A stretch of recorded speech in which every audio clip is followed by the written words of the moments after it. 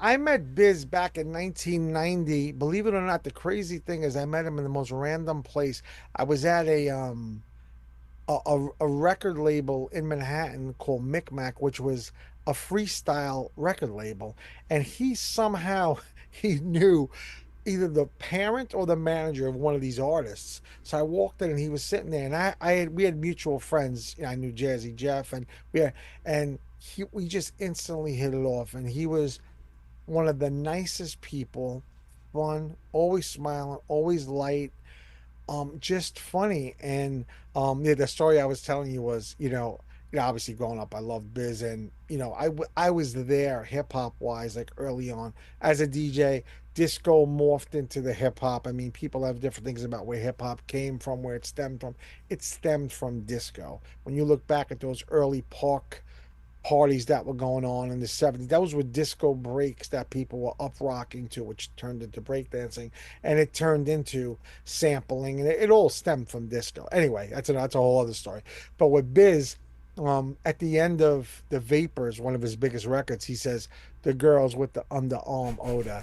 So every time I would see him, I would do this horrible beatbox impression, which he thought I was absolutely comical.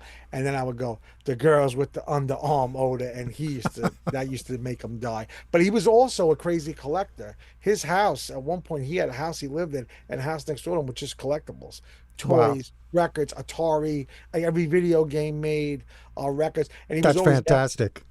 he was always after this one Queen promo 12-inch I had of "We Will Rock You" or "We Are the Champions," and I was about to do a remix album with him where he would take the actual multi tracks and remix them. And we had just the Warner Music Group just took over the London catalog, so we had Warner, Elektra, the Sugar Hills, so we had all these things.